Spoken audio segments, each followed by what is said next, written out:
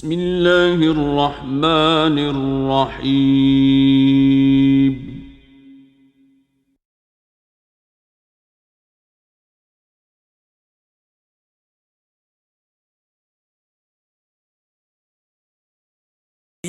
اللہ بتوسط روح علی علیہ السلام۔ کہ سابقہ امتوں میں کوئی ولی ولایت کے درجے کو نہیں پہنچا جس نے حضرت علی مرتضیٰ سے استفادہ نہیں کیا۔ وکان علی ذالک المنصب من اولادہ الامجاد الائمۃ الکبار الی الحسن العسکری۔ وہ بے کموں کا عبارتیں پڑھتا جاتا ہوں تو اس سے یہ وہم نہ کیا جائے کہ مجھے ان کے اعرابی اعتبار کا کوئی پتہ نہیں، میں جو ناویوں کے امام تھے نا ان کا شاگرد ہوں، اس لیے مجھے اس کا کوئی پریشانی نہیں ہے کہ میں اعراب پڑھوں گا تو پتہ نہیں کیا غلطی کر ڈالوں گا۔ اگر ایک اعراب کی 20 تعویلات بھی کرنی پڑیں تو الحمدللہ ناوے کے قواعد مجھے اچھی طرح یاد ہے، میں 20 تعویلات پر گفتگو کر سکنے کی پوزیشن میں ہوں۔ کہتے ہیں پھر اس مرتبہ اولیاء پر فائز رہے جناب حیدر کرار کی اولاد کے لوگ ائمہ آل بیت۔ یہ جو اصطلاح ہے یہ جو شیعوں کے امام ہیں یہ خارجیوں کی بولی ہے، اہل ایمان کی بولی نہیں ہے، یہ بات آپ نے یاد رکھنی ہے۔ قاضی ثناء اللہ پانی پتی کون ہے؟ قاضی ثناء اللہ پانی پتی شاہ ولی اللہ صاحب محدث دہلوی کا شاگرد ہے، مرزا مظہر جان جانا کا مرید ہے، مرزا مظہر جان جانا چند واسطوں سے خواجہ فضل اللہ کا مرید ہے، خواجہ فضل اللہ صاحب رحمۃ اللہ علیہ حضرت معصوم بادشاہ کے چند واسطوں سے مرید ہیں، وہ حضرت امام ربانی مسجد رفسانی شیخ احمد سعدی رحمۃ اللہ علیہ کے مرید ہیں۔ اب اس اعتبار سے اور لطف دیکھیے، سب سے پہلے جو جنگ لڑی ہے وہابیت کے ساتھ وہ خاندان نقشبندیہ کے لوگوں نے لڑی ہے، کلمی کام تو بعد میں ہوا ہے۔ اور وہ 1857 کی جنگ آزادی میں جو آدمی لڑا ہے پہلی مرتبہ اس کا نام ہے احمد سعید مدنی، وہ خانقاہ مزریہ کا سجادہ نشین تھا۔ وہ وہاں سے مہاجر ہو کر کے مکہ مدینہ طیبہ میں جو رباط مزر ہے اس میں اگر آپ جائیں اس میں ایک چھوٹا سا رسالہ ہے جس کا نام ہے الحق المبین فی رد الوہابیین، اس پر میرے ہاتھ کی چند لکیریں لگی ہوئی ہیں۔ اس میں وہ لکھتے ہیں کہ ای نا کے از قیام بس سلسلہ سلام بحضور سید انام مانے میاند ای وابیانند از دیدن روئے ایشاں پرہیز باید نمود زیرا کہ از دیدن روئے ایشاں ایمان ضائع میشود۔ یہ احمد سعید مدنی کا بیان ہے۔ احمد سعید مدنی جو ہیں یہ خواجہ دوست محمد قنداری رحمۃ اللہ علیہ کے مرشد پاک ہیں، اور خواجہ دوست محمد قنداری جو ہیں موسیٰ زئی شریف کے بانی وہ ہیں، ان کے شاگرد خواجہ عثمان دامانی رحمۃ اللہ علیہ۔ خواجہ عثمان دامانی کی کتاب میرے اس وقت اس بریف کیس میں اس کے اندر کچھ چند معمولات میں جو روزانہ کرتا ہوں اس کے اندر انہوں نے وہ تفصیلات ذکر کی ہیں۔ اور خواجہ دوست محمد قنداری جو خواجہ عثمان دامانی جو ہیں ان کے مرید بھی تھے اور خلیفہ تھے حسین علی وہاں پچری، اور حسین علی صاحب وہاں پچری جو ہیں یہ استاد تھے اور مرشد تھے مولوی غلام خان صاحب پنڈی والوں کے، سمجھو یہ سلسلہ پیچھے جنہوں نے وہابیت کا رد کیا ہے ان کا ہے، اور آگے اسی سلسلے کے مرید جو ہیں اس پہ مشن کی دوبارہ خدمت کرنے لگے ہیں۔ تو انہوں نے یہ کتاب لکھی تھی اور یہ سلسلہ طالبات ادھر سے چلا آ رہا ہے۔ اس سلسلے کا ایک ہیڈ آف دی ڈپارٹمنٹ ہے جس کا نام ہے قاضی ثناء اللہ صاحب پانی پتی۔ انہوں نے کیا کہا، ائمہ آل بیت سے ولایت ملی ہے تمام اولیاء اللہ کے زمروں کو۔ کیوں جناب؟ اگر وہ شیعہ کے امام ہوتے تو شیعہ میں ولایت کا عقیدہ کوئی مسلمان رکھتا؟ ہم نے تو شیعہ کی تاریخ میں پڑھا کوئی ولی نہیں گزرا، آئندہ قیامت تک ولی ہو سکتا نہیں، اس لیے کہ جن جن ولیوں کے وہ نام لیتے ہیں، مثلا نام لیتے بری شاہ لطیف شیعہ تھے، اب وہ مرید حضرت خواجہ مقیم شاہ بادشاہ رحمۃ اللہ علیہ کے، کھڑی والی سرکار کے پیر بھائی ہیں۔ اب حضرت مقیم شاہ صاحب رحمۃ اللہ علیہ والی بغداد شہنشاہ جیلان کے پوتے ہیں، ان کا وہی عقیدہ ہوگا نا جو غوث پاک کا ہے، تو پھر ان کا عقیدہ دوسروں والا کیسے ہو سکتا ہے؟ یا نام لیتے ہیں حضرت جتی لال شہباز قلندر رحمۃ اللہ علیہ کا، وہ قادری ہیں۔ اب جب قادری کا بم گرتا ہے تو سارے معاملے صاف ہو جاتے ہیں، یہ کہنا کسی طرح ممکن نہیں ہے وہ قادری بھی تھا اور پھر شیعہ بھی تھا، نہیں، قادری ہو کے ولی تھا، شیعہ ہو کے ولی نہیں تھا۔ اگر یہ ائمہ آل بیت شیعہ کے امام ہوتے تو پھر سنیوں کو ولایت کس طرح ملتی؟ معلوم ہوا کہ انہوں کے عقائد کو لوگوں نے غلط طریقے سے بعد میں بیان کیا ہے، فی الواقعہ وہ اہل سنت والجماعت ہیں۔ تو قاضی ثناء اللہ صاحب رحمۃ اللہ علیہ کہتے ہیں کہ یہ جو ولایت کا سلسلہ ہے اس کے بانی حضرت वाली हज़रत मौला मुर्तज़ा हैं और तमाम हज़रत सिद्दीक़ अकबर रज़ी अल्लाह अन्हु की औलाद में, फ़ारूक आज़म की औलाद में, उस्मान गनी की औलाद में, तमाम सहाबा की औलाद में, कादरियों में, चिश्तियों में, नक्शबंदियों में, सोहरवर्दियों में, किसी में भी वलायत हज़रत अली मुर्तज़ा के बगैर नहीं गई। और ये बात इस्माइल देलवी ने अपनी सिरात मुस्तकीम के अंदर भी लिखी है कि अज इब्तिदाए आफरीन अशताब क़याम क़यामत गौसियत व कुतुबियत व अब्दालियत बरूक़ हुआ वाबस्ता अली मुर्तज़ा से वलायत वाबस्ता है। तो बताएं अब पूरी कायनात में जो हदायत का सिलसिला चल रहा है उसमें उलमा के ज़रिए से भी चल रहा है, औलिया के ज़रिए से भी चल रहा है, लेकिन फ़र्क इस पर नोट करें। हुदल लिल मुत्तकीन की तफसीर में इमाम नसफ़ी का मज़हब, वो कहते जब कुरान मजीद को कहा कि ज़ालिकल किताबो ला रैब फ़ीह, ये किताब जो है इसमें कोई शक व शुबा नहीं, आगे कहा हुदल लिल मुत्तकीन, खुदा तरकीब में क्या वाक़या हुआ है, हाल वाक़या हुआ है। हाल मस्तर है तो मस्तर हाल वाक़या हो सकता है। कौन हो मुंतकिलन मुश्तक्का यगलिब वलैस मुस्तहक्का, ये अल्फिया इब्न मालिक है। कहता अक्सर ऐसा होता है मुश्तक होता है लेकिन कभी मस्दर और जामद भी हाल बन जाता है उसके आयत के मुताबिक यह हाल, लेकिन उसमें तावील करना पड़ती है। तावील क्या है, हादियन लिल मुत्तकीन। मुत्तकीन की तफसीर जमहूर मुफस्सिरीन के नज़दीक क्या है, का इससे मुराद औलिया अल्लाह है। क्या मतलब, हाल है तालीलिया, इल्लत बयान करता है कि कुरान मजीद के अंदर शक न होने का हमारे पास सबूत क्या है, का सबूत ये है कि ये जो मंजिल पर पहुंचे हुए ना वली, वो इस कुरान ने बनाए हैं। अगर ये कुरान सच्चा ना होता तो उनका वली किस तरह बना था। इसका हासिल कलाम क्या ठहरेगा, हासिल कलाम ये ठहरेगा कि जो अपने आप को हक पर साबित करना चाहे उसके लिए ये काफ़ी नहीं होगा कि वो कहे हमारे मौलवी, बहुत सारे मौलवी तो मिर्ज़ाइयों के भी हैं, मौलवी तो यहूदियों के भी हैं, इल्म तो उनके पास भी है, वो बड़े बड़ा इल्म रखते हैं।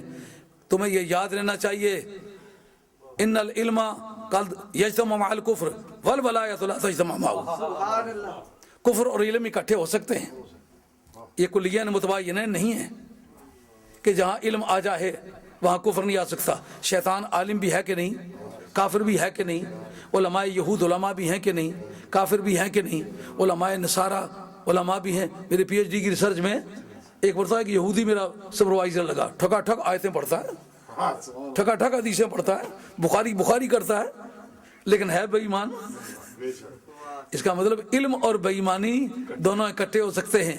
मिर्ज़ा कादियानी आलिम भी है और काफिर भी है, कई और भी फिर रहे होंगे जो आलिम भी होंगे और काफिर भी होंगे, लेकिन एक बताओ जिसको पूरी उम्मत ने वली तस्लीम किया है वो काफिर भी हो और वली भी हो गया। अगर वली है तो काफिर नहीं हो सकता, काफिर है तो वली नहीं हो सकता। इसलिए जो हमारे सामने अपनी हदायत का मुद्दई हो, हम उससे पूछेंगे हदायत का सबूत, वो कहेगा हमारे मदरसे का ये यहूदियों नसरानियों और मिर्ज़ाइयों सब के मौजूद हैं, कहा हमारे मौलवी का ये भी सब में मौजूद है, कहा हमारा लिटरेचर का ये भी सब में मौजूद है। फिर क्या निशानी होगी, अगर तुम अपनी सफ़ों में हदायत का राज वाज़े करना चाहते हो तो तुम्हें दाता गंजबख्श शरीयत जवेरी अपनी सफ़ों में पेश करना होगा, तुम्हें वालिय बगदाद अपनी सफ़ों में पेश करना होगा, तुम्हें हजरत सैयद बहाउद्दीन नक्शबंद शहनशाह बुखारा पेश करना पड़ेगा, तुम्हें अपनी सफ़ों में इमाम रब्बानी मजीद अफसानी शेख अहमद संदी पेश करना पड़ेगा, शेख शहाबुद्दीन सोहरवर्दी पेश करना पड़ेगा, बाउल हक ज़करिया मुल्तानी पेश करना पड़ेगा, सैयद मूसा पाक शहीद अपनी सफ़ों में पेश करना होगा। अगर तुम ये चाहो कि इल्म के जरिए से हदायत साबित होता, इल्म को मेयारे हदायत करार ही नहीं दिया, इल्म हदायत का जरिए, जुमला मेरे याद रहेगा, शायद पता नहीं बोलूंगा फिर दोबारा कि नहीं बोलूंगा। जिंदगी इंसान की है मानिंदे मुर्गे खुशनवा, आके बैठा शाख पर कुछ चहचहाया उड़ गया। जुमला मेरे याद रहेगा, ये बात याद रखना है। इल्म हदायत का जरिया है, खुद हदायत नहीं है। कराची जाने का टिकट है, खुद कराची नहीं है, समझो। ऐसा मुमकिन है इल्म हो लेकिन हदायत ना हो। कराची जाने का टिकट लिए फिरता है लेकिन कराची की तरफ कभी जिंदगी में मुंह ही नहीं किया, कितनी देर तक कराची पहुंचेगा। समझ आ गई ये बात। तो अब वो सिलसिला आके खत्म होता है हजरत गौसुस सकलैन पर, और गौसुस सकलैन के सर पे कदम होने का जिक्र मियाँ साहब आरफ़ खड़ी ने किया, जब लोगों ने ले देखी है उसको भी पेश करना मुनासिब समझता हूँ। आप फरमाते हैं کتے جو درگاہ میراں دے شہراں اتے نہیں پارے پیراں دے سر پیر محمد واہ واہ پیر ہمارے پیراں دے سر پیر محمد واہ واہ پیر ہمارے. آپ قادری کہلاتے ہیں. قادری کس مناسبت سے کہلاتے ہیں؟ کہاں بیعت ہے آپ کی؟ اصل میں وہ خاندان والے سارے بٹالہ شریف میں ہیں. ہاں وہ ہمارا خاندان ہے بھائی. فاضلیہ سلسلہ فاضلیہ بٹالی شریف والے جو ہیں میرے ننیالوں کا خاندان, گجرات شاہ مقیم والوں کا خاندان, کشتواڑ پدراڑ والے گیلانیوں کا خاندان, اور حضرت خواجہ گولوی رحمۃ اللہ علیہ کا خاندان, اور قادر کمیس رحمۃ اللہ علیہ کا خاندان, اور شاہ کمال کیتھروی کا خاندان, جن کا کرتا جو کرتا سرکار بغداد نے دیا تھا, مجد صاحب کو دیا گیا تھا, وہ شاہ کمال کیتھروی کے ذریعے سے ملا تھا آپ کو. وہ کرتا سرکار بغداد کا تھا. یہ لوگ جو ہیں حضرت والی بغداد شہنشاہ جیلان کے چھوٹے صاحبزادے کی اولاد میں سے. ہم جو ہے سرکار بغداد کے جو بڑے صاحبزادے شاہ عبد الوہاب, ان کے پہلے بزرگ جو ہیں آئے ہیں, ان کا نام ہے شاہ محمد غوث اچی. ان کے صاحبزادے ہیں سید مبارک حقانی, عبداللہ ربانی, محمد نورانی, شاہ عبد القادر ثانی. ہم مبارک حقانی کی اولاد میں سے. ان کے صاحبزادے سید زین العابدین ناگوری, ان کے صاحبزادے شاہ محمد غوث بالا پیر, یہ اوکاڑے کے پاس آپ کا مزار ستکلا اس کا نام ہے. ان کے ساتھ شاہ عبد القادر لاہوری, ان کے صاحبزادے شاہ عبد الوہاب لاہوری, ان کے صاحبزادے سید شاہ چراغ لاہوری, ان کے صاحبزادے سید شمس الدین خان محمد لاہوری. یہ 4 مزار لاہور ہائی کورٹ میں ہمارے خاندان کے. ہائی کورٹ ہم سے ایکوائر کیا گیا. تو وہ فاضلیہ طریقے والے جو ہیں میرے ننیالوں کا اور ان کا خاندان ایک ہے. وہ شاہ عبد الرزاق صاحب رحمۃ اللہ کی اولاد ہے. فاضل شاہ صاحب رحمۃ اللہ کا سلسلہ وہ. تو آپ جب سرکار بغداد کے متعلق میاں صاحب رحمۃ اللہ کہتے ہیں کتے جو درگاہ میراں دے شہراں اتے نہیں پارے پیراں دے سر پیر محمد واہ واہ پیر ہمارے. شروع میں آیا نا تو ککھڑی شریف کے علاقے کے لوگ رہنے والے وہ کہتے ہیں یہ پیراں دے سر پیر نہیں ہے, پیراں دے سر پیر محمد. شاہ صاحب تشریف لائے. یہ میں آپ کو لکھا ہوا دکھا دیں, یہ میاں صاحب کے اپنے ہاتھ کا چھاپا ہوا یہ نسخہ ہے. یہی ہے. نہیں تشریف لانا چاہتے یہیں دیکھ لیں. پیراں دے سر پیر جی اوپر زبر بھی زبر پڑی ہوئی ہے. اب اس سے بھی زیادہ واضح اگر کر دوں, غوثاں کتباں دے سر میراں پیر مبارک تریا, غوثاں کتباں دے سر میراں پیر مبارک تریا, جو دربار اونا دے آیا خالی پانڈا پریا. بات واضح ہوئی. اب میاں صاحب نے صاحب لفظوں میں یہ بات کہہ دی کہ نہیں کہہ دی؟ غوثاں کتباں دے سر میراں پیر مبارک تریا. کہنا یہ چاہتا تھا کہ سرکار دو عالم علیہ السلام کی آمد کے وقت بھی ہلچل مچی, سرکار بغداد کے آنے کے وقت بھی ہلچل مچی, اور اس وقت اس کو نعمت کس طرح شمار کرتے ہیں. جتنے بھی اولیاء اللہ گزرے ہیں پوری امت مسلمہ کے, میرے مطالعے کے مطابق اتنی ایجوکیشن کا آدمی سرکار بغداد کے بعد کوئی دوسرا آدمی پیروں میں نہیں پیدا ہوا. آپ کہنے کے طور پر کہہ سکتے فلاں نے اتنی کتابیں فلاں, لیکن کتابوں کا مطالعہ کرنے سے پتہ چلے گا کہ غوث کے مطالعے میں اور کتابیں پڑھانے میں کتنا فرق ہے.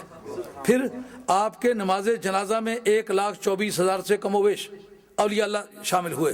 پوچھا ولایت کس سے پائی ہے, سلوک کس سے پڑھا ہے, طریقت کس سے سیکھی ہے؟ کہا غوث پاک سے. 1,24,000 سے کم و بیش علماء ربانی شامل ہوئے.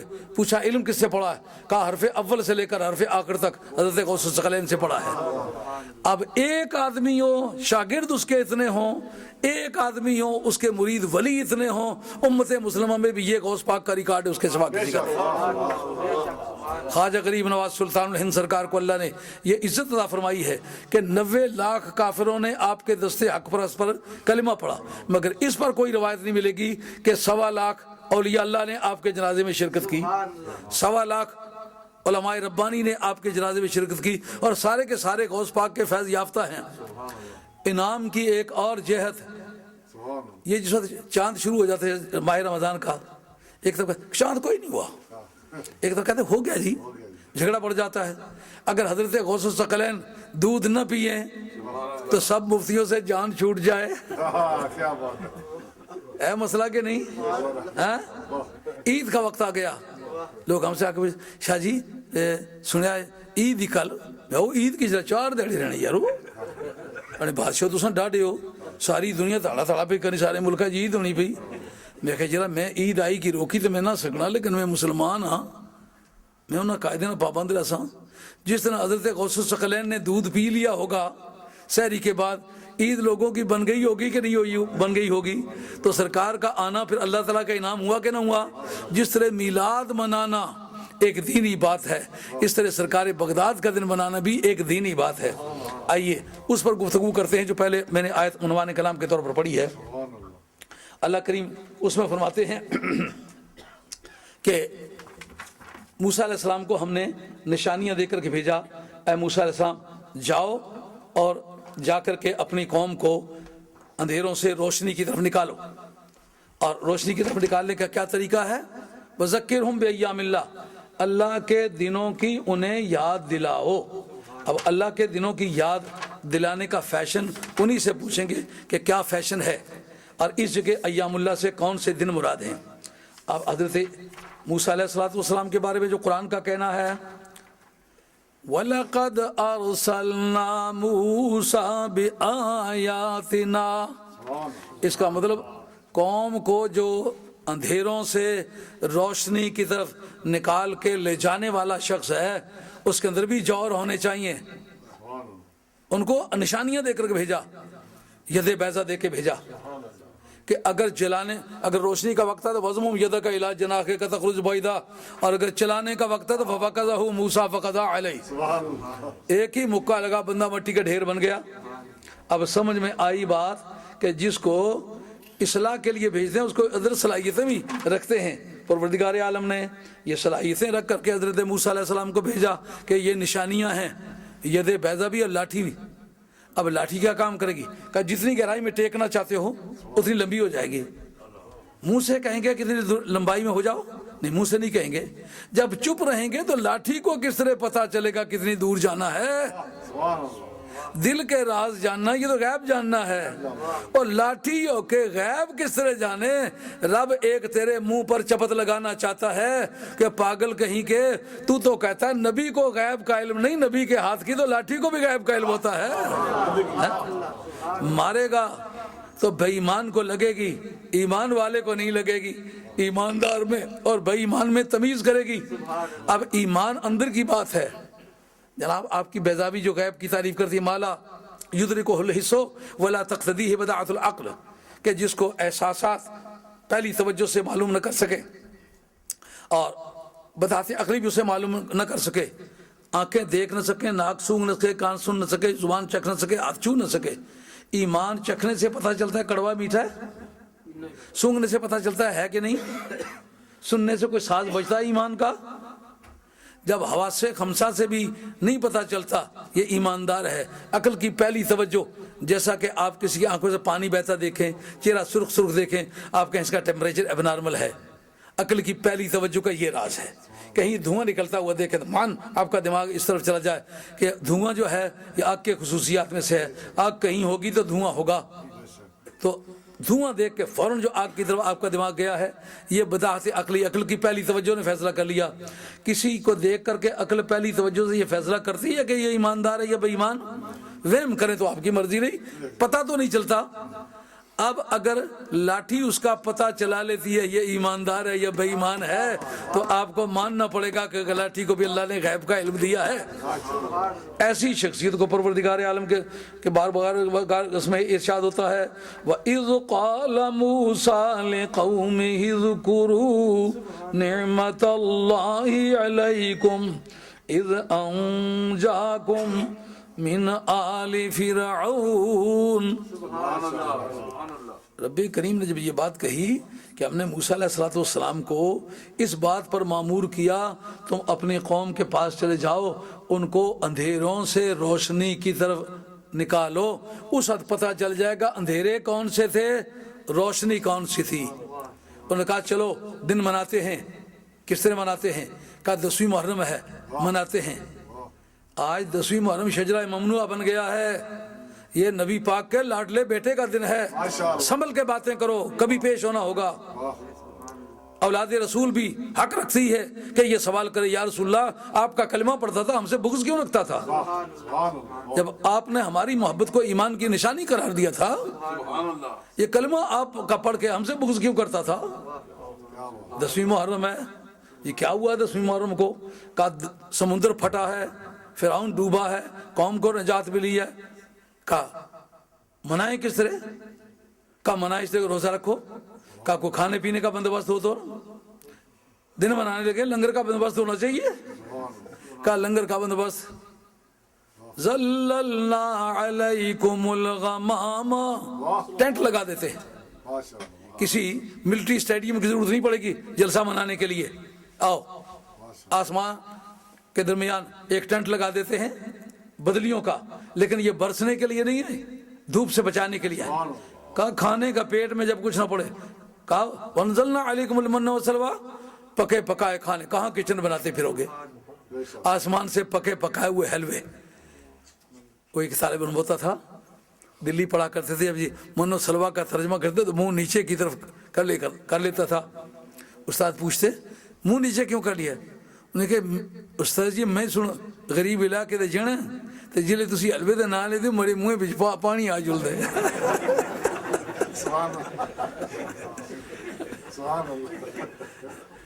اب بٹیر تازے بھیجیں گے تم خود ذبح کر کے کھاؤ، ایسا نہ ہو کہ تم سمجھو باسے کہیں کسی نے بھیج دیے۔ اب کھانے پینے کا بھی بندوبست ہو گیا، پتہ چلا نا جلسوں کے لیے کھانے کے پینے کا بندوبست نبیوں کی محفلوں میں پرانا ہوتا چلا آیا ہے۔ تم سمجھتے مولویوں نے کھانے پینے کے لیے بندوبست کر لیا ہے؟ مولویوں نے نہیں کیا، پیغمبروں نے کیا ہے۔ پیغمبروں نے بھی نہیں کیا، رب نے کیا ہے۔ پیغمبروں نے ان کے کہے کے مطابق وہ انتظام کیا ہے۔ اچھا اب کریں گے کیا؟ فالتو عبادت کریں گے، 10ویں محرم کا روزہ رکھیں گے۔ ایک طرف تو یہ کہ ہمیں نجات ہوئی، دوسری طرف کیا؟ فرعون اور فرعون کی جماعت ڈوبی۔ اس کا مطلب یہ ہوا جو دن بتائے تھے ایام اللہ، اس سے نعمت کے دن بھی مراد ہیں، نقمت کے دن بھی مراد ہیں۔ کیوں؟ دونوں باتوں کا ذکر کیا کہ ایک تو تم بچے ہو، دوسرا تمہارا دشمن ڈوبا ہے۔ تمہارے لیے اللہ تعالیٰ کی نعمت کا دن ہے اور تمہارے دشمن کے ڈوبنے کی وجہ سے دشمن کی ذلت کا دن ہے۔ یہ دونوں وجہ ہیں ان دنوں کے منانے کی۔ اب سرکار تاجدار مدینہ علیہ السلام کا تشریف لانا، ان کے منانے کے لیے بھی بات نکل آئی، اور حضرت غوث الثقلین نے آ کر کے امت کو ہزارہ اختلافات سے بچایا۔ آپ اگر مذاہب کا تقابلی مطالعہ کریں، امت میں جس آدمی کے ریکارڈ میں پوری امت کے جتنے بھی جھوٹے فرقے ہیں سب کا اگر ریکارڈ ملے گا صرف حضرت غوث پاک ہے۔ میں نے تقریباً جتنے بھی اکابر اولیاء اللہ ان کی کتابیں مطالعہ کی ہیں، اتنا جامعیت کے ساتھ کسی نے رد نہیں کیا۔ ہر جھوٹے مذہب کا نام لیا ہے، جھوٹے مذہب کے شواہد پیش کی ہیں، اس کے دلائل پیش کی ہیں۔ کسی شخص کے مذہب کے بارے میں میرے پاس دلائل کس طرح ہو سکتے ہیں جب تک میں سنجیدگی سے مطالعہ نہ کروں؟ مرزائیوں کے خلاف اگر میں باتیں کرنا چاہوں تو مجھے یہ معلوم کرنا پڑے گا مرزائیوں کا عقیدہ کیا ہے، ان کے دلائل کیا ہیں، پھر اس کا رد تلاش کرنا پڑے گا۔ تو پوری دنیا میں اسلام کے جتنے دعوے دار فرقے ہیں سب کے نام جاننا، سب کے کام جاننا، سب کے عقائد جاننا، ان کے دلائل جاننا، ان کا رد جاننا، واہ غوث الثقلین یہ تیرا ہی کمال ہے۔ خدا کی نعمت ہوئے کہ نہ ہوئے۔ اور پھر آپ دیکھتے ہیں یہ میرے پاس نبراس موجود ہے، یہ نبراس ہے میرے پاس، اس کے اندر موجود ہے عباسیہ کا سرکاری مذہب، ان کا عقیدہ معتزلہ تھا۔ تو مستنجد باللہ کا دور ہے، سرکار بغداد رضی اللہ عنہ ہر جمعے پر ہر خطبے میں معتزلہ کا رد ضرور کرتے تھے۔ جیسا لوگ آج ہمیں کہتے ہیں یہ فلاں فلاں جھوٹے مذہب کا نام لیتے ہیں، کیوں لیتے ہیں؟ ہم کہتے ہیں جب تک جھوٹے کا رد نہ کیا جائے اصل اور سچے مذہب کا نکھار نہیں ہوتا۔ ہم نے شیعہ کا نام لیا ہے، ہم نے وہابیہ کا نام لیا ہے، ہم نے مرزائیہ کا نام لیا ہے، ہم جو مشکوک طبقے ان کے نام لیے ہیں، ایسا وچلا میل ان کے بھی نام لیے ہیں۔ ہم لوگ ایک مرتبہ منڈی بہاؤدین تقریروں کے لیے جا رہے تھے، میرا جوانی کا زمانہ تھا، تو آدمی راستے میں جاٹ سوار ہیں گاڑی پر، راستے میں چنے دیکھتے ہیں، گاڑی سے چھلانگ لگا کے جا کے چنے اکھاڑ کے گٹھڑ باندھ کے دوڑ کے پھر آ کر کے گاڑی پر سوار ہو جاتے۔ بعد میں مزاحیہ طور پر کہتے ہیں یار یہ ایکسپریس بمبا میل ہے، یہ کراچی میل ہے. ایک ان میں بڑا من چلا آدمی تھا, اس نے کہا یہ وچلا میل ہے.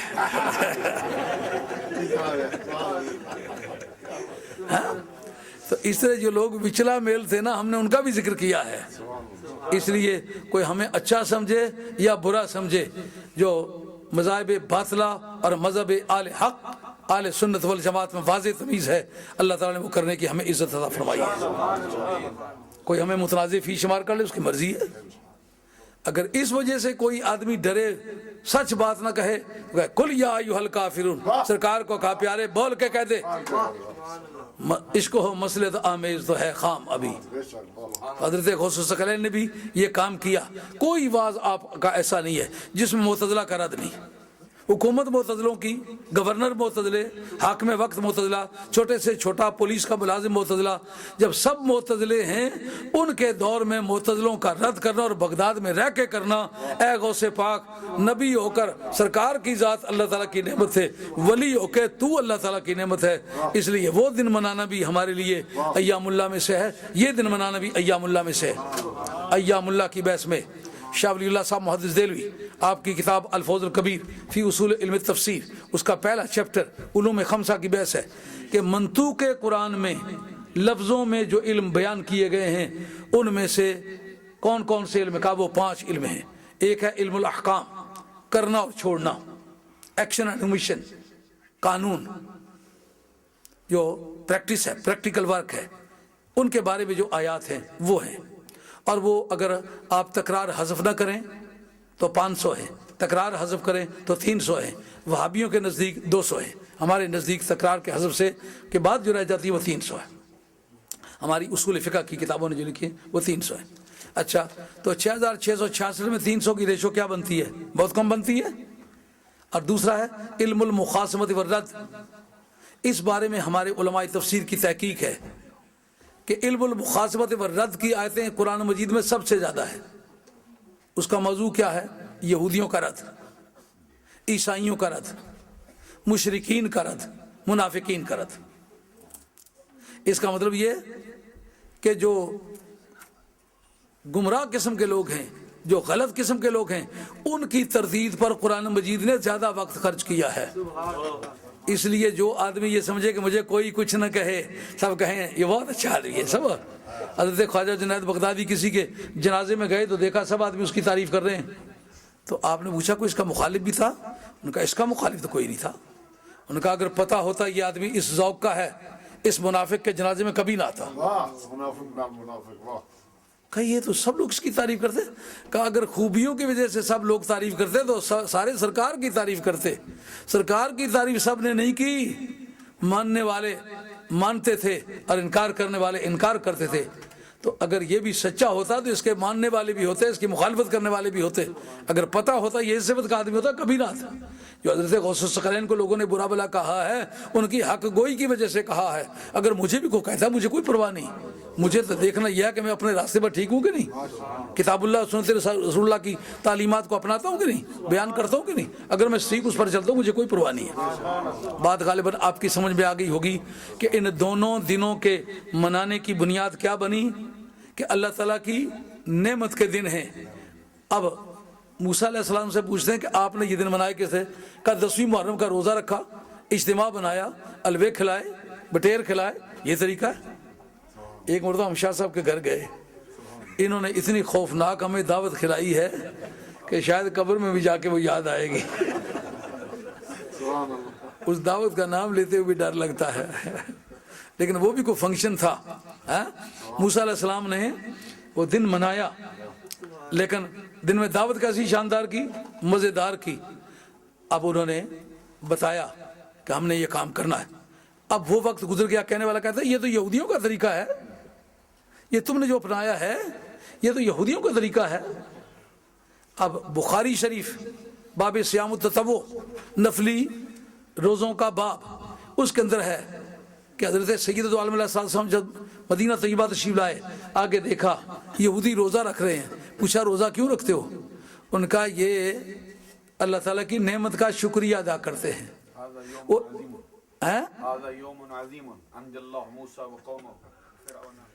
مولانا نے عربی عبارتیں بڑی یاد کی ہوئی ہیں.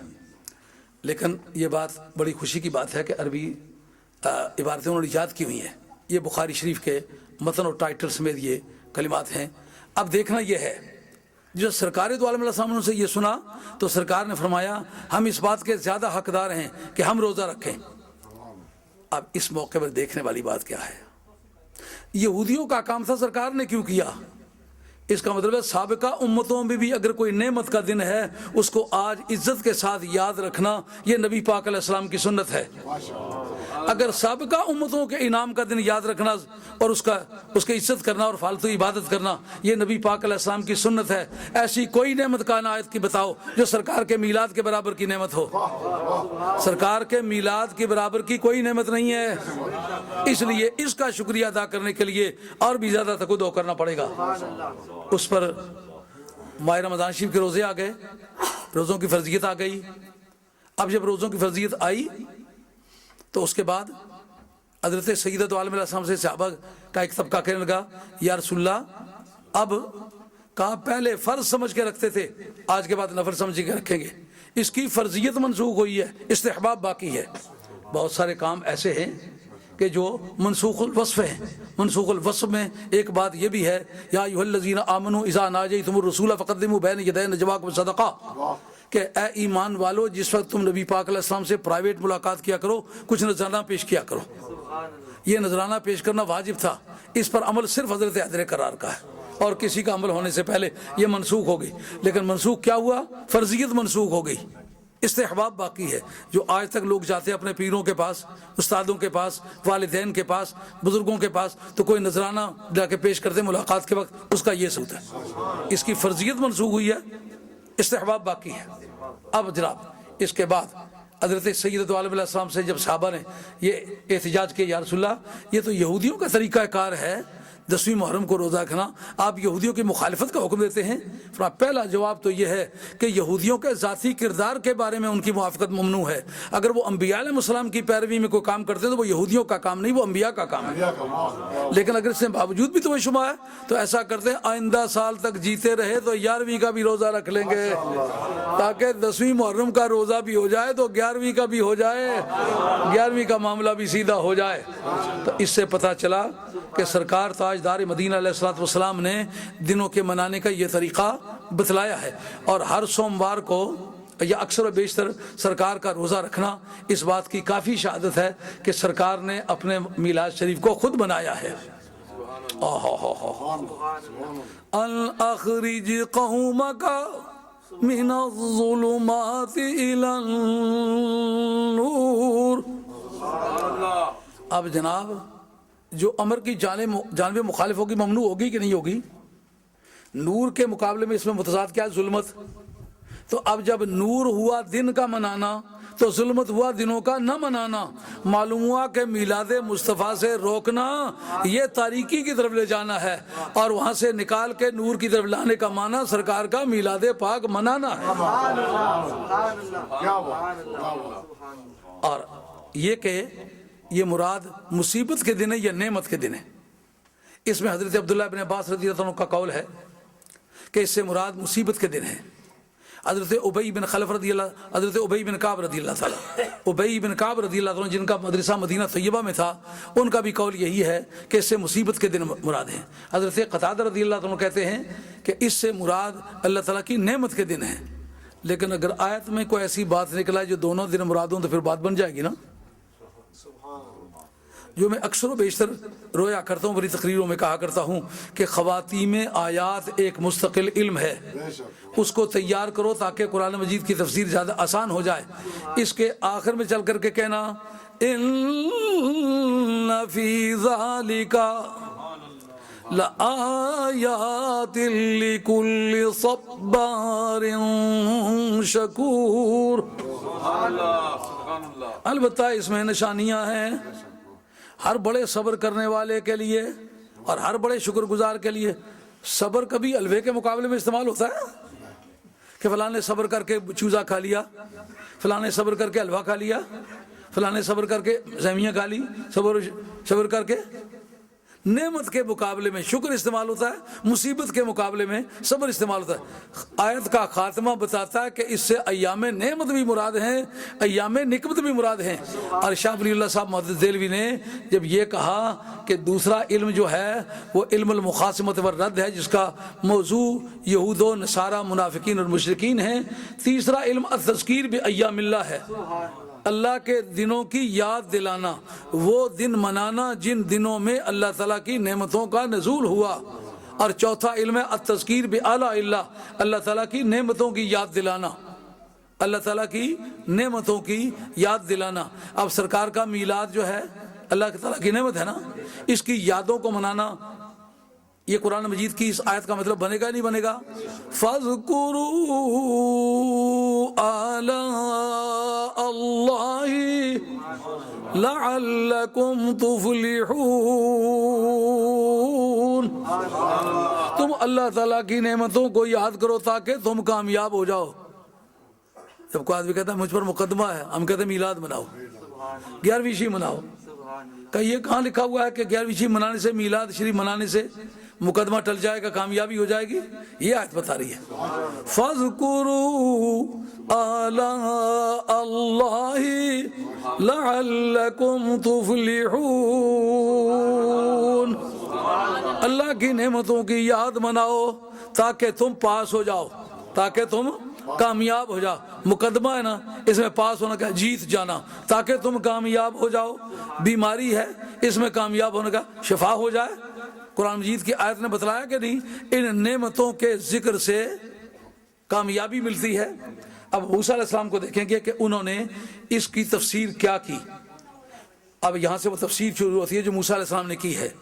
وَإِذْ قَالَ مُوسَىٰ لِقَوْمِهِ اذْكُرُوا نِعْمَةَ اللَّهِ، ایام اللہ کی تفسیر میں پہلا لفظ نعمت اللہ، نعمت اللہ علیکم، اللہ کی نعمتیں جو تم پر نازل ہوئی ہیں نا، ان کو یاد کرو۔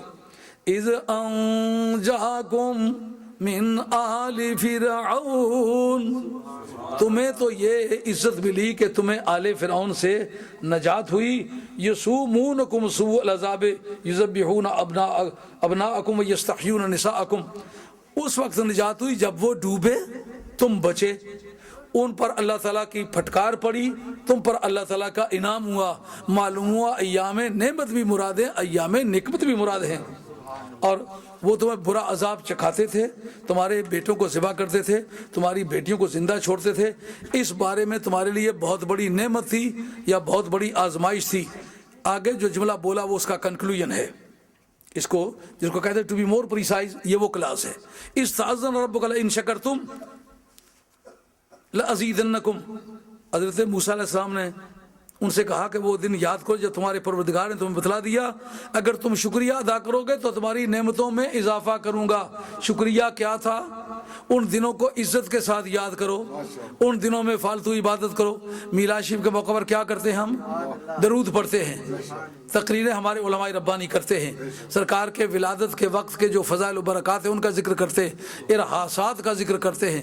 ارحاس کہتے ہیں بنیاد کو، علماء عقائد کی اس پر تحقیق ہے، وہ کہتے ہیں کتاب کی دلالت صدق نبوت پر زیادہ ہے یا معجزے کی دلالت جو ہے صدق نبوت پر زیادہ ہے۔ کا دلالت جو کتاب کی جو ہے وہ قسم نظریات ہے، نظریات میں دقتیں ہیں، اعلی نظر اس کو پرکھ سکتے ہیں، لیکن جو معجزہ ہے یہ کسی ان پڑھ سے ان پڑھ آدمی کو بھی، مثلا قرآن مجید کے سچا ہونے کا تو عالم کو علم ہوا نا، لیکن سورج کے پلٹنے کو ہر ایک نے نہیں دیکھا، چاند کے ٹوٹنے کو ہر ایک نے نہیں دیکھا، گو کا کلمہ پڑھنا ہر ایک نے نہیں سنا، درختوں کا دوڑنا ہر ایک نے نہیں دیکھا۔ اس میں تو مقدمات کو ترتیب دے کے نتیجہ منطقیہ تو نہیں نکالا جاتا، وہ مقدمات نظریہ ہوتے ہیں جن کو ترتیب دے کے آدمی معنی معلوم کرتا ہے، وہ پڑھے لکھے لوگوں کا کام ہے۔ تو پھر ہدایت تو سب کو ضرورت ہے، معجزہ پڑھے ہوئے کو بھی سمجھ آتا ہے، ان پڑھ کو بھی سمجھ آتا ہے، لہذا معجزے کی دلالت صدق نبوت پر کتاب کے مقابلے میں زیادہ صریح ہے۔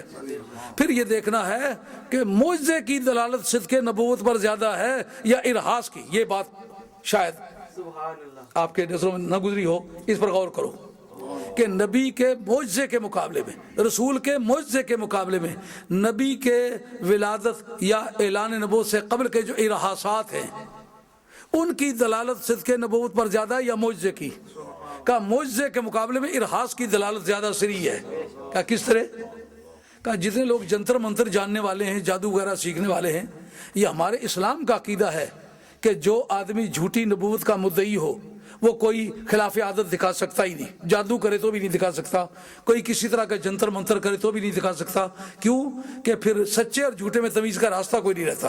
اس لیے آج تک نبوت کے جتنے جھوٹے دعوے دار گزرے ہیں، اگر وہ پہلے جادوگر بھی رہے تھے تو اعلان نبوت کے بعد پھر جادو ان کے بے اثر ہو گئے۔ کوئی بھی جادوگر اعلان نبوت کر کے خلاف عادت نہیں دکھا سکتا۔ نبی دکھا سکتا ہے، رسول دکھا سکتا ہے، غیر رسول نہیں دکھا سکتا۔ مگر لوگوں کی رائے، اسلام کے سوا دوسرے لوگوں کی رائے ہے کہ ممکن ہے جنتر منتر کسی جادو وادو کے ذریعے سے بھی کوئی دکھا سکتا ہو، کوئی لکھ پڑھ گیا ہو، لیکن یہ کب اس کے بارے میں احتمال ہو سکتا ہے، کب گنجائش ہو سکتی ہے؟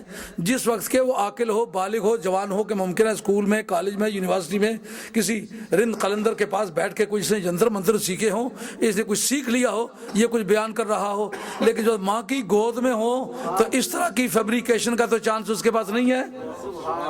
بڑے ہو کر معجزہ دکھانے کی قیمت اور ہے، اور ماں کی گود میں آتے ہوئے ہی ستارے ڈھلک کے قریب آ جائیں، سارے بت کر ہوئے زمین کے گر جائیں، اور آتش کدہ ایران کا ٹھنڈا ہو جائے۔ جس دھماکے نے کہ ایران کے شہنشاہی محلات میں زلزلہ واقع کر دیا، اس نے جا کر کے سیریا کی سرزمین میں زلزلہ نہیں کیا، وہاں روشنی کی وجہ کیا ہے؟ میلاد ایک ہے، اثرات اس کے دو طرح کے ہیں، یہ بات سمجھنے والی ہے۔ ایران میں زلزلہ، بغداد میں زلزلہ، قصر ابیض میں زلزلہ، شاہان ایران کے محلات میں زلزلہ، 14 مینار گر گئے۔ لیکن یہ کیا وجہ؟ سیریا کے علاقے میں شہر بصرہ کے محلات گرے نہیں، ان میں زلزلہ نہیں آیا، ان میں روشنی آئی۔ وجہ کیا ہے؟ کہ اس کا قصہ یہ تھا کہ جو شاہان ایران تھے یہ متکبر تھے۔ بخاری کے متن کے مطابق جو سرد الوفود ہے سرکار کا، سرکار نے چٹھیاں لکھی تو اس نے چٹھی پھاڑ دی تھی۔ سرکار نے پہلے اس کو بتلا دیا، تو چٹھی پھاڑنے والا ہے، تو جانتا نہیں میں کون ہوں، جس کے پاؤں کے ٹچ کرنے سے تیرے محلات میں زلزلہ آیا، تیرے محلات پھٹ گئے۔ تو اگر میری چٹھی پھاڑے گا تو تیرا ملک پھٹا ہوا ہوگا، تم نے میری چٹھی نہیں پھاڑی ہوگی۔ نعرہ تکبیر، نعرہ رسالت، نعرہ حیدری، نعرہ غوثیہ، حضور مفکر اسلام، تعلیمات حضور مفکر اسلام، فیضان حضور مفکر اسلام۔ اس میں دیکھنے کی بات یہ ہے کہ سیریا میں حکومت کس کی ہے؟ میمنو، اس میں رومنو کی ہے۔ رومنو کی حکومت کے زمانے میں عیسائیوں کی حکومت تسلیم ہوتی ہے کیونکہ مذہباً عیسائی تھے۔ تورات اور انجیل میں جو حضرت نبی کریم علیہ السلام کا تعارف کرایا گیا، فی الہدا والنور، اس میں ہدایت بھی ہے اور نور بھی ہے۔ الہدا کا معنی سرکار، نور کا معنی سرکار۔ ان کو تعارف جو کرایا گیا تھا سرکار کا بعنوان نور کرایا گیا تھا، اس لیے سرکار کے میلاد کے موقع پر وہاں نور کی جھلکیاں نظر آنا اور ان کے محلات کے اندر باہر روشنی روشنی ہو جانا، یہ ان کے اس تورات اور انجیل کے ریکارڈ کے مطابق ایک سچائی کی اطلاع تھی کہ جس کا انتظار تم کر رہے ہو۔ آ گیا وہ نور والا جس کا سارا نور ہے، آ گیا وہ نور والا جس کا سارا نور ہے۔ ہدایت سے مراد حضرت علامہ بدر الدین زرکشی نے البرہان فی علوم القرآن کے ذریعے بحث چھیڑی ہے کہ قرآن مجید میں ہدایت 17 معنوں میں مستعمل ہے، ان میں سے ایک معنی حضور کی اپنی ذات ہے۔ ہدایت کا ایک معنی حضور کی اپنی ذات ہے۔ کس سے استدلال کرتے ہیں؟ کہ ان الذین یکتمون ما انزلنا من البینات والہدی من بعد ما بیناہ للناس فی الکتاب اولئک یلعنہم اللہ ویلعنہم اللاعنون۔ اس کے کہا جو ہم نے اس کے اندر ہدایت بیان کی ہے اس کو چھپاتے ہیں۔ اس جگہ امام نصفی رحمۃ اللہ علیہ لکھتے ہیں کہ نبی پاک علیہ الصلوۃ والسلام کے وہ اوصاف و کمالات، وہ صفات جو سرکار کی پہچان کا پورا کردار ادا کرتے تھے، وہ انہوں نے توڑ موڑ کے آگے پیچھے کیا، لیکن توڑ موڑ کے اوپر کی طرف کیا، نیچے کی طرف کیا۔ یہ بڑی یادگاری بات ہے۔ ان میں کوئی بات ایسی نہیں تھی جو کمال کی طرف جائے، سب زوال کی طرف سے صفتوں کو انہوں نے مروڑا تھا۔ اس کا مطلب یہ بے ایمان کی عادت ہے کہ وہ جتنا بھی مبالغہ کرتا ہے سرکار کی شان میں، وہ نیچے کی طرف کرتا ہے، اس کو گھٹانے کی کوشش کرتا ہے۔ ذکر روکے فضل کاٹے نقص کا جو یا رہے، پھر کہے مردک کے ہوں امت رسول اللہ کی۔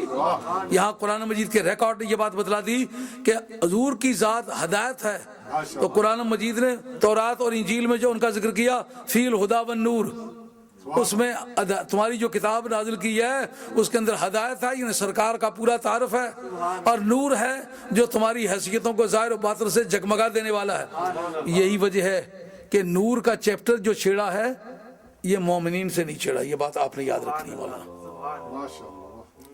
یا اہل الکتاب قد جاءکم رسولنا، تمہارے پاس ہمارا رسول، اہل کتاب سے بات شروع کی ہے نا۔ وجوہ الخطاب کا چیپٹر کیا بتاتا ہے؟ یہ مومنوں سے بات نہیں ہو رہی، یہ یہود و نصارہ سے بات ہو رہی ہے۔ آگے رنگ اس کا تردیدی ہے، رد بیان کرنا، اہل کتاب کا نام لے کے کرنا، اور اس کے کانٹینٹس اس کے اندر نور ہونا، نور کی تائید میں اور انکار کی تردید میں۔ نور کی تائید کیا؟ قد جاءکم من اللہ نور، آ گیا تمہارے پاس نور۔ تردید کیا ہے؟ یبین لکم کثیرا مما کنتم تخفون من الکتاب، یہ اس کا تردید ہے۔ یعنی نور کی عادت ہے بات کو جگمگا دینا، اور تم اس کو چھپاتے تھے، یہ اس کو ظاہر کرتا ہے۔ اس کا مطلب نور کا منکر کلمہ پڑھنے والا کوئی نہیں تھا، نور کے منکر یہودی تھے، نور کے منکر نصرانی تھے۔ ان کے مکان پر نور کے جگمگانے کا مفہوم یہ تھا کہ تمہاری کتاب کے اندر ہمارے محبوب کا نام ہی نور کے عنوان سے آیا ہے، آ گیا ہے وہ نور والا۔ اب اس جگہ ہم جب دیکھتے ہیں کہ نور آیا ہے ان کی تردید میں جو اہل کتاب تھے، ہمیں سمجھ آتا ہے نور کا منکر تو یہودی تھا، نصرانی تھا۔ اب میں تم سے پوچھتا ہوں، کلمہ بھی پڑھتے ہو، نور کا انکار بھی کرتے ہو، یہ ورثہ تو یہودیوں کا ہے، تیرے ہاتھ کس طرح آیا ہے؟ تو اس ورثے کو کیوں لیے پھرتا ہے؟ اب سرکار تاجدار مدینہ علیہ السلام کی ذات بابرکات کا اس نور کے عنوان سے آنا، اب اس دن کا منانا، ادھر قرآن کا کہنا اخرج قومک من الظلمات الی النور، اور اس جگہ جا بجا واضح ہو رہا ہے کہ ان دنوں کا نہ منانا، ان کے اوصاف نہ بیان کرنا، ان کے کمالات نہ بیان کرنا، ان کی حیثیت کو چھپانا، یہ اندھیرے ہیں، اور ان کی حیثیتوں کو منانا اور اس کو جگمگانا، نور کو واشگاف کرنا، نور کا امت میں پھیلانا، یہ نور کی طرف نکالنا ہے۔ موسیٰ علیہ السلام نے بھی اسی طرح قوم کو نور اور ظلمت کے دونوں سبق دے کے واضح کیا، اور آخر میں یہ بتایا وہ وقت بھی یاد کرو کہ اذ تأذن ربکم، جب تمہارے پروردگار عالم نے یہ بات تمہیں بتا دی تھی کہ اگر تم شکریہ ادا کرو گے تو ہم تمہاری نعمتوں میں اضافہ کریں گے۔ اب ہم کہنے میں حق بجانب ہوئے کہ نہیں؟ جو مالی طور پر غریب ہے میلاد منائے، شکریہ ہوگا اللہ کی نعمت کا، رب کا وعدہ ہے لأزیدنکم، زیادہ کروں گا۔ اولیاء اللہ کا وجود امت میں نعمت ہے، ان کی یادگاروں کو مناؤ۔ یہ صرف حضرت غوث ثقلین کے بارے میں نہیں ہے، حضرت خواجہ غریب نواز سلطان ہند سرکار ہے، چھٹی کا دن مناؤ ان کا، اور کسی بزرگ کا دن یاد ہے تو مناؤ، نہیں کوئی دن یاد تو ویسے دن ان کا نام مقرر کر کے کرو۔ نبی پاک علیہ السلام نے شہدائے احد کے مزارات پر احد والی تاریخ کو جا کر وہاں پہنچ کے ایصال ثواب فرمانا اور زیارت کرنا، یہ کافی دلیل ہے اس بات کی کہ ان کے دنوں کو منانا یہ دینی ضرورت کی چیز ہے، اور اس سے روشنی ملتی ہے۔ یہ تھا آج کا پیغام، اللہ تعالیٰ قبول فرمائے۔ وما علینا الا البلاغ المبین، وآخر دعوانا ان الحمد للہ رب العالمین، الصلاۃ والسلام علی رسول الکریم۔